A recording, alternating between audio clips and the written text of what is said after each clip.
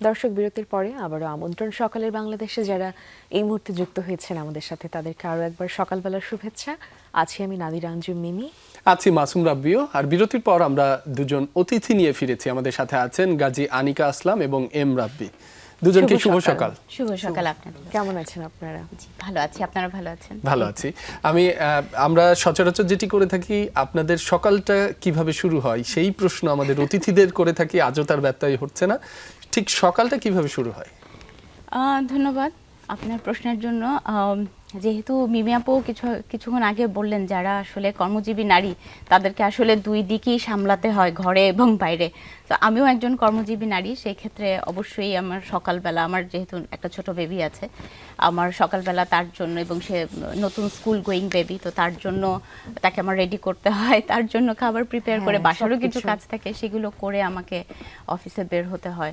তো সেভাবেই আসলে ওই বাসাটা সামলে তারপরে অফিসে যাওয়া, সেটার যে প্রিপারেশন, সেগুলোর মধ্য দিয়ে আসলে সকালটা শুরু হয়।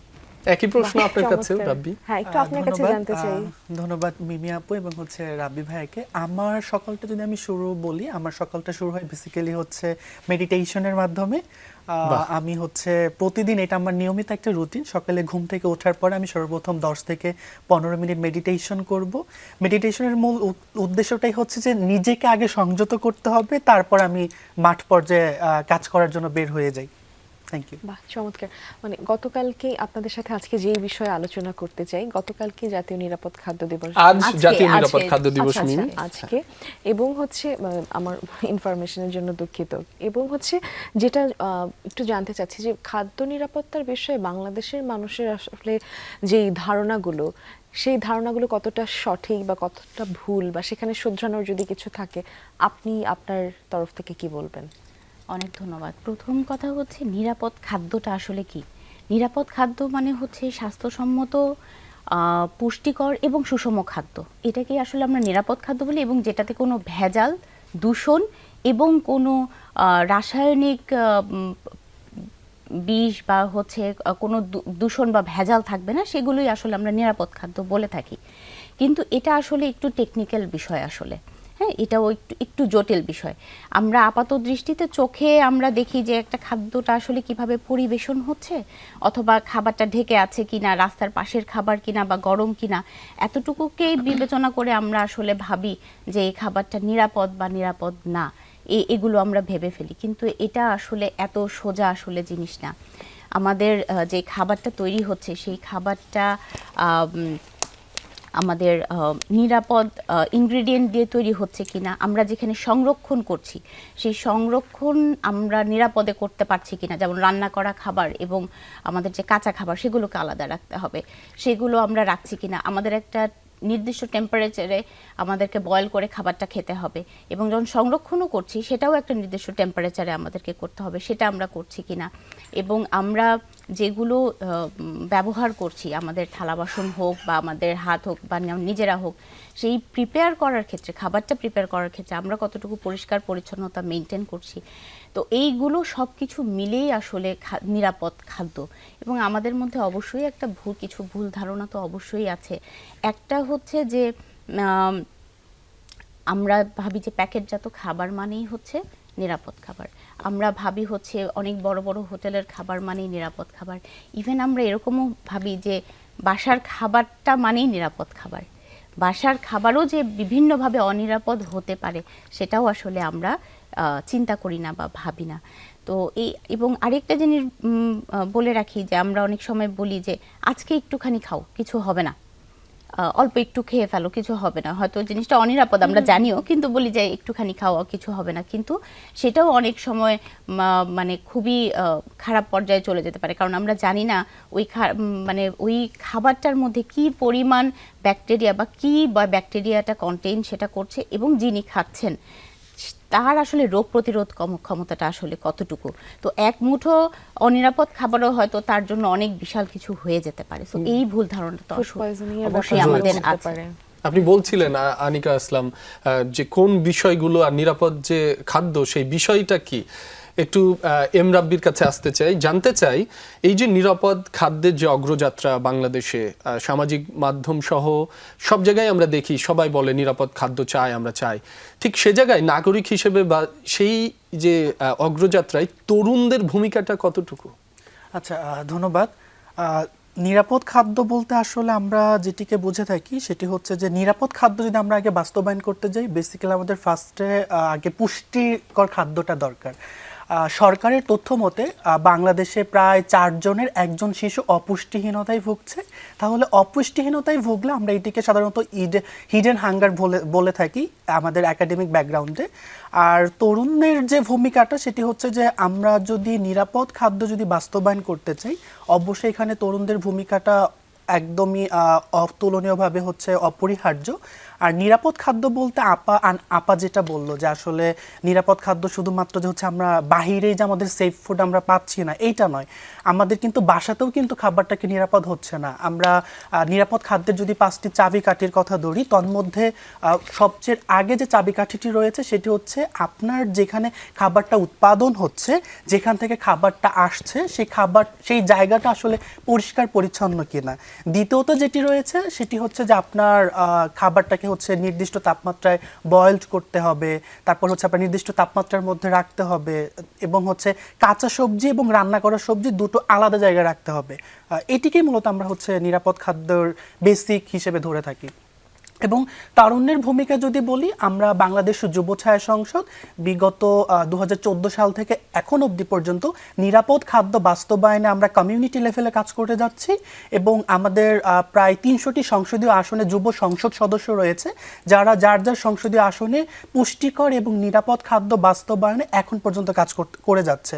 আমরা যদি একটু উল্লেখ্য উদাহরণ হিসেবে ধরি, আমাদের লালমনিরহাটে মিনহাজুল ইসলাম বাপ্পি নামে একজন যুব সংসদ সদস্য আছেন, যিনি নিরাপদ খাদ্য বাস্তবায়নের জন্য তার যে শিক্ষা প্রতিষ্ঠানগুলো আছে সেখানে পুষ্টি ক্যান্টিন স্থাপন করেছে।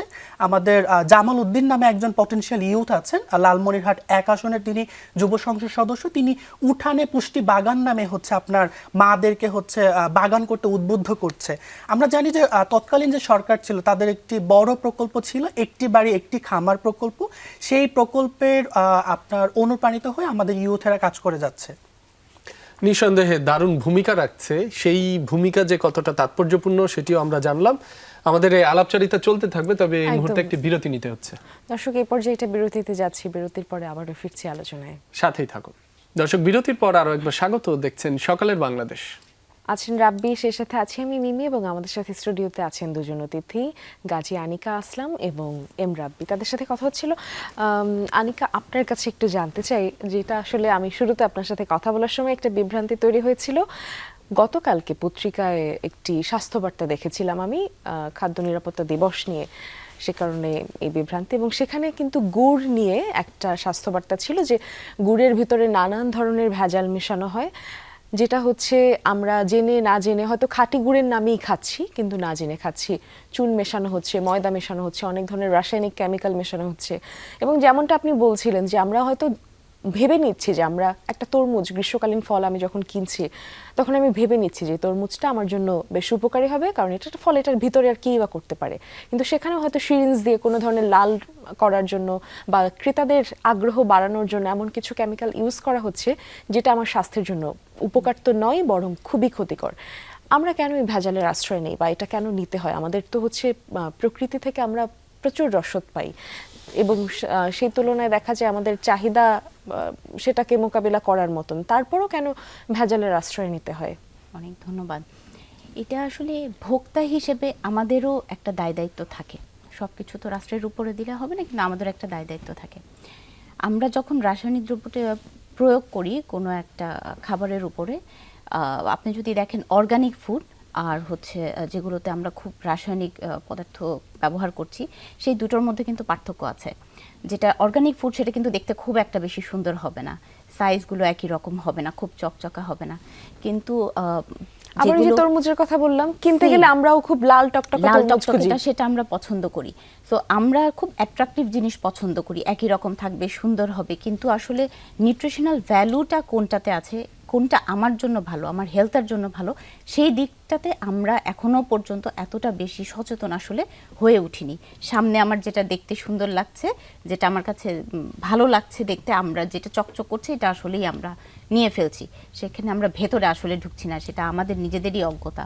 এবং আমি মনে করি সেখানে আসলে রাষ্ট্রেরও দায় দায়িত্ব আছে, কারণ হলো এটা তো আসলে জানাতে হবে, সবাই তো আসলে জানে না যে কোনটা আমি কিনবো, কোনটা কি নিউট্রিশন ভ্যালু দেখে কিনবো, কোনটা আমি দেখে কিনবো, সেটা তো আসলে আমাকেও জানাতে হবে। আমার স্কুল কলেজে কি এরকম কোনো নিয়ম আছে যে আমাকে পড়াবে বা আমাকে জানাবে যে তুমি এই এই এই জিনিসগুলো দেখে তুমি জিনিসগুলো কিনবে বা বুঝবে?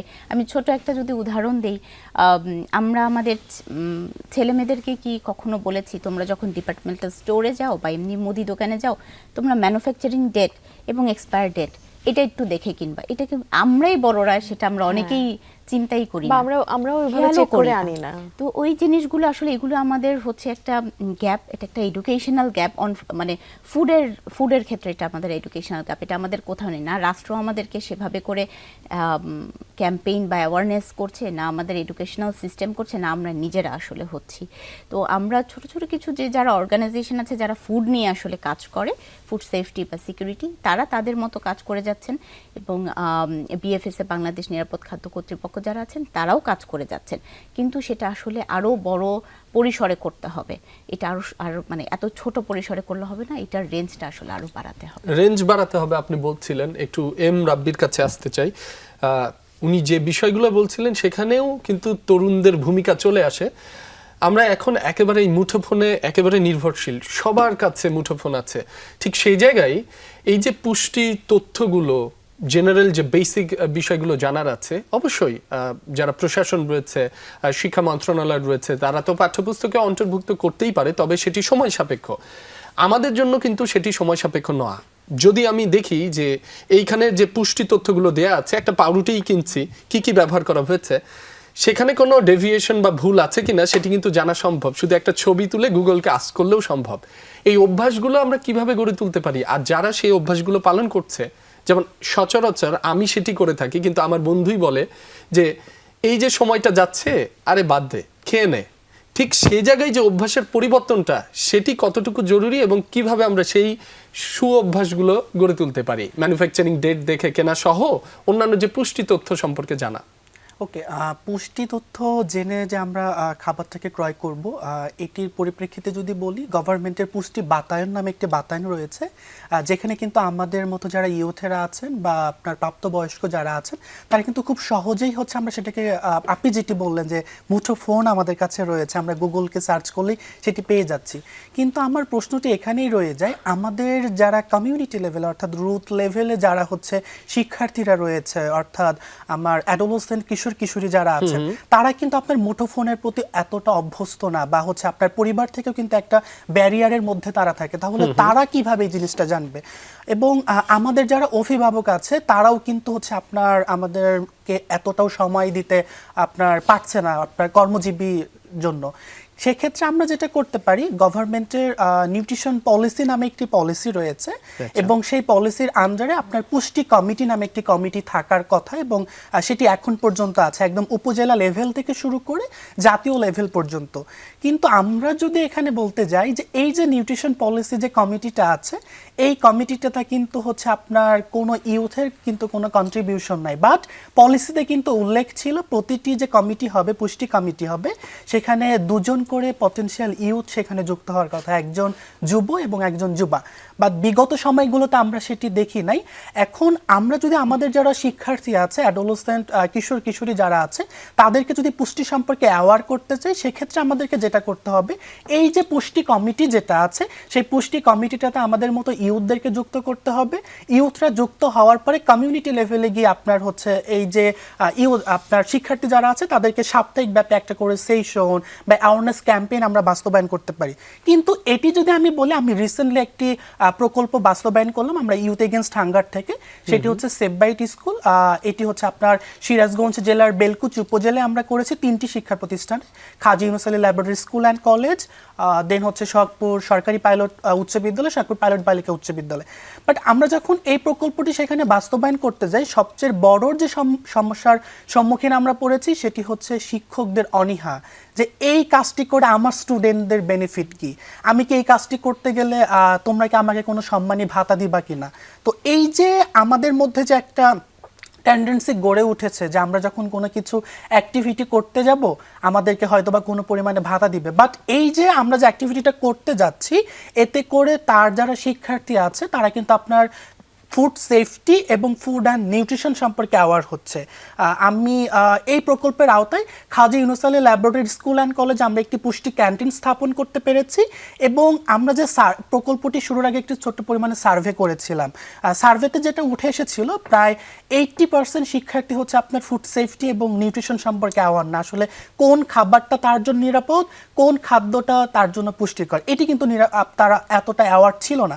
বাট আমরা যখন বিগত 4 মাস সেখানে প্রকল্প বাস্তবায়ন করলাম, বিভিন্ন অ্যাক্টিভিটির মাধ্যমে আমরা পুনরায় যখন আবার পোস্ট সার্ভে করি সেখান থেকে উঠে আসে এখন প্রায় 56% স্টুডেন্ট আপনার বাসা থেকে নিরাপদ এবং পুষ্টিকর খাবার তারা নিয়ে আসছে এবং বাহিরের খাবারের প্রতি যে তাদের স্পৃহাটা ছিল, জাঙ্ক ফুড খাওয়ার যে তাদের আগ্রহটা ছিল সেটা অনেকাংশে কমেছে। এবং আরেকটি বিষয় বলতে চাই যে আমরা রিসেন্টলি হচ্ছে নিউট্রিশন পলিসি অর্থাৎ 2015 সালের যে আইনটা আছে সেটিতে হচ্ছে আমরা বাংলাদেশের যুব ছায়া সংসদ থেকে আমরা কন্ট্রিবিউশন করছি, এটির একটি সেই রিভিউ কন্ট্রিবিউশন নিয়ে আমরা জানবো, তবে তার আগে একটা বিরতিতে যেতে হচ্ছে। দর্শক, আবার একটা বিরতিতে যাচ্ছি এবং বিরতির পরে ফিরছি আলোচনায়, সাথেই থাকুন।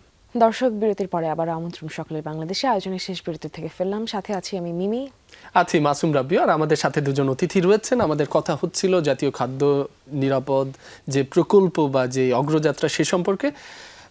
রাব্বি, আপনার কাছে আবারও আসতে চাচ্ছি, আমরা একেবারেই শেষ পর্যায়ে রয়েছি, ছোট করে জানতে চাই খাদ্য নিরাপদ করতে আমাদের যে অগ্রযাত্রা, এই অগ্রযাত্রায় প্রশাসন বা সরকার এবং এই যে যুব সমাজ সেটি নিয়ে কথা হচ্ছিল, সেই জায়গায় আমরা কি করতে পারি যেন আমরা কাঙ্ক্ষিত লক্ষ্যে পৌঁছাতে পারি খুব দ্রুত?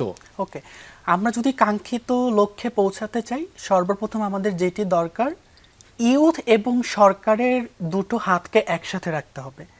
আমরা এই দুটো হাতকে যদি একসাথে করতে পারি তবেই আমরা আমাদের যে কাঙ্ক্ষিত লক্ষ্যটি আছে সেই কাঙ্ক্ষিত লক্ষ্যে পৌঁছাতে পারবো। বিজয়ের প্রায় 56 বছর চলমান, এই 56 বছরে প্রায় খাদ্য উৎপাদন হয়েছে আপনার 30 থেকে 32 লক্ষ মেট্রিক টন। বাট আমাদের প্রশ্ন কিন্তু থেকে যায় যে এত খাদ্য উৎপাদন হচ্ছে, এই খাদ্যের মধ্যে কতটুকু খাদ্য নিরাপদ এবং পুষ্টিকর সরকার বাস্তবায়ন করতে পেরেছে? নিরাপদ এবং পুষ্টিকর খাদ্য আমরা তখনই বাস্তবায়ন করতে পারবো যখন আমাদের দেশের তরুণ সমাজকে আমরা কৃষিতে ইনক্লুডেড করতে পারবো। আমাদের দেশে কৃষি বিশ্ববিদ্যালয় রয়েছে প্রায় 9টি। আমরা যদি একটু জানতে চাই বা হচ্ছে প্রশ্ন জাগে আমার মনেই যে এতগুলো কৃষি বিশ্ববিদ্যালয় থাকার পরেও আমাদের মতো তরুণেরা কেন হচ্ছে কৃষিতে বিমুখ হচ্ছে না? কৃষিতে বিমুখ করতে হলে অবশ্যই শুরুতেই যেটি বললাম, সরকার এবং ইউথের এই দুটি হাতকে একসাথে করতে হবে। কৃষিমুখী কেন হচ্ছে না? জি, এবার আপুর কাছে একটু জেনে নিতে চাই। জি, ধন্যবাদ। রাব্বি যেটা বললো, আসলে সরকারের ভূমিকা এখানে সবচেয়ে বেশি, সাথে ভোক্তা হিসেবে আমাদের নিজেদের অ্যাওয়ারনেস এবং আমাদের কমিউনিটিকে নিয়ে আমরা শুধু যুবক না, নারী, পুরুষ, ইয়ুথ সবাই মিলে আমাদের নিজেদের দিক থেকে আমাদেরকে অ্যাওয়ার হতে হবে এবং সেখানে সরকার আমাদেরকে সাপোর্ট করতে হবে যে আমাদের দুই পক্ষের একটা কন্ট্রিবিউশনে আসলে আমরা এই নিরাপদ খাদ্যটা আমরা লক্ষ্যের দিকে এগিয়ে যেতে পারবো। এছাড়া আসলে নিরাপদ খাদ্যটা এতই কমপ্লিকেটেড একটা জিনিস, এছাড়া আসলে এটা অর্জন করা সম্ভব না। আমাদের যে সমন্বিত কার্যক্রম সেটি লাগবে সরকারি বেসরকারি পর্যায়ে, এবং ভোক্তা হিসেবে আমাদেরও সচেতন থাকাটা জরুরি। দর্শক, আপনাদেরকে অনেক ধন্যবাদ আমাদের সাথে আয়োজনে যুক্ত হওয়ার জন্য, এবং আপনাদের কাছ থেকেও বিদায় নিচ্ছি আমরা। শুভ সকাল। রাব্বি বলছিলেন। দর্শক, আজ এখানেই শেষ করছি। সকলে নিরাপদ থাকুন, সুস্থ থাকুন, এমনটাই প্রত্যাশা। শুভ সকাল।